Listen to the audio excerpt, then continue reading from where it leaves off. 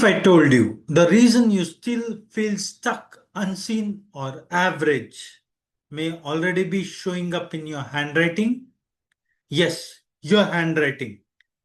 Because today I'm going to show you three behaviors that quietly keep people average and how these patterns can even reflect in the way you write. And trust me, this is not just about handwriting. This is about behavior, identity, success, and what silently blocks both.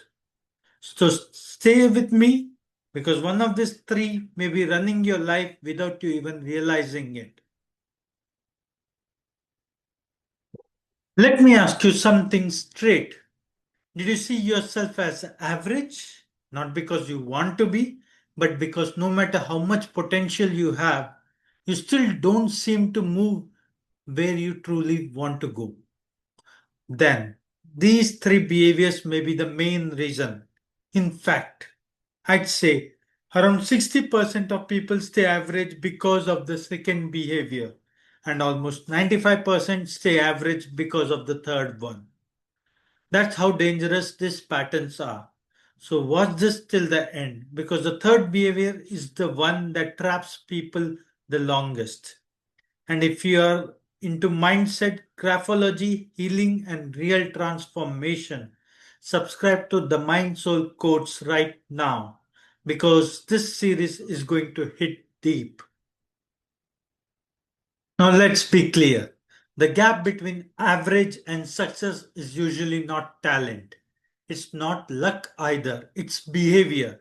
Average people hesitate, successful people act. Average people wait for approval, successful people trust themselves. Average people delay, successful people move even when it feels uncomfortable. Average people doubt themselves before they begin. Successful people grow while doing. So, if you have been wondering, why am I not reaching where I want to go? Chances are it's not your dream that's weak. It's one of those behavior patterns that keep interfering. And the first one is massive. The first behavior, keeping people average, is fear of ridicule. This is when a person is deeply worried about being judged, rejected, laughed at, or told no. The writer fears that someone will say no to him. So, what happens? They start seeking approval. They overthink everything. They become perfectionists not because they love excellence, but because they fear embarrassment. They don't want people to laugh. They don't want people to reject them. They don't want to look foolish. And sometimes self conscious people even criticize others habitually just to protect their own self image. That's the defense. In graphology, the fear of ridicule or self consciousness can often show in letters M and N. And a quick note in sales, this can become a huge problem. It's called reluctance. You want the result, but you fear the rejection that may come before it. And that right there is how people start shrinking themselves. If this already sounds like you, stay with me because now this behavior leads directly into the second one. Here's the sequence. When you fear judgment, you stop moving naturally. You hesitate, you overthink, you wait for the perfect moment. You delay action because action feels risky. And slowly, fear of ridicule turns into something even more common, procrastination. So the second behavior is not random, it often grows out of the first one. Let's call what it is. Procrastination is the thief of time and progress. The behavior makes people postpone the unpleasant task.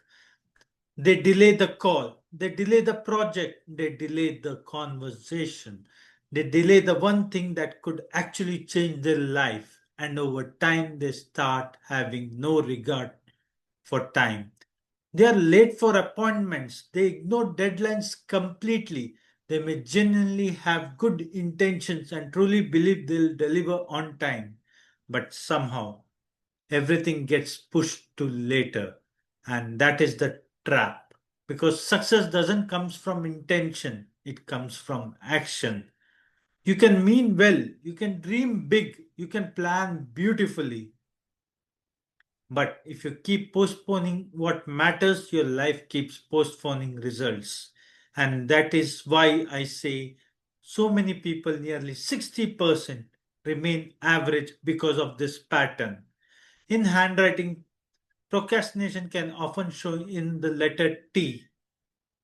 So, if fear made you hesitate, procrastination makes that hesitation a habit. Quick reminder, if this is making sense, subscribe now because the third behavior is the deepest and the most dangerous of all. Now, here's where it gets serious. When you procrastinate repeatedly, something happens inside. Every delayed promise, every ignored task, every missed deadline starts damaging your confidence. Because deep down, you know you're not showing up for yourself. And when that repeats long enough, procrastination stops being just a habit, it becomes an identity problem, and that leads to behavior number three. The third behavior is low self esteem, and this one sounds like this. Why try? I can't get there anyway. A person with low self esteem doesn't think very much of themselves. They cannot accept compliments. They may stop taking proper care for themselves, no proper dressing, no proper health care, no real self value. And they often hold on to old things because they fear change, an old job, an old watch, or a bad relationship. Not because they think those things are good, but because they feel familiar. And that is how low self esteem traps people. It says, stay where you are. Don't risk more. Don't reach higher. Don't even try.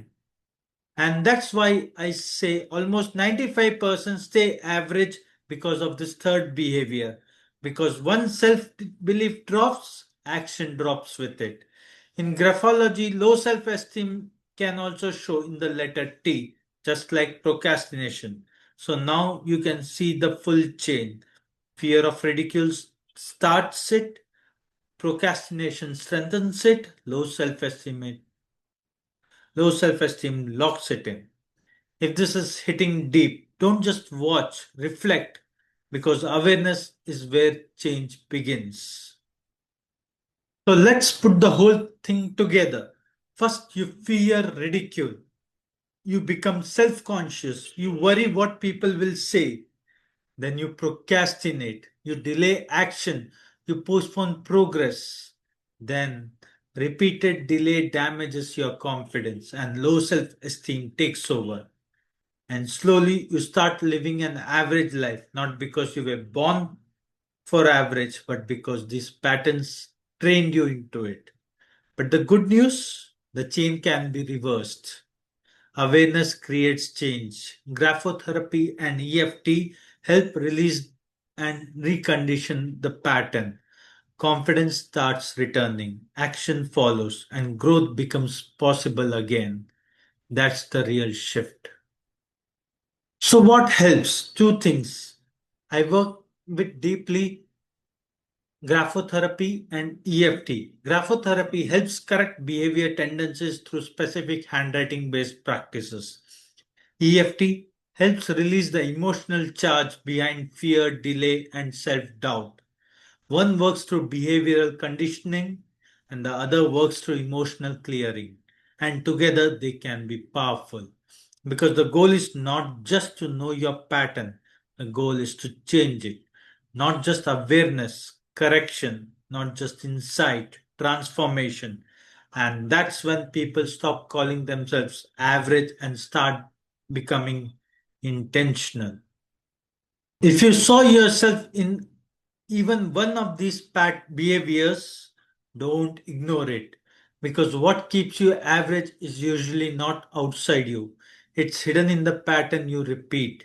And if you want me to analyze your handwriting in detail and tell you exactly what behaviors are leading you to stay average, then connect with me. Come, analyze your handwriting with me in detail, and I'll let you know the behaviors that are keeping you average. And of course, subscribe to the Mind Soul Codes because this is just the first video in a 7-part series, and we are going much deeper from here every Monday. You're not average. You may simply be unaware of the behaviors that are running your life. Now that you know them, you can change them. If this video spoke to you, comment below which behavior hit you the hardest. Fear of ridicule, procrastination, or low self esteem.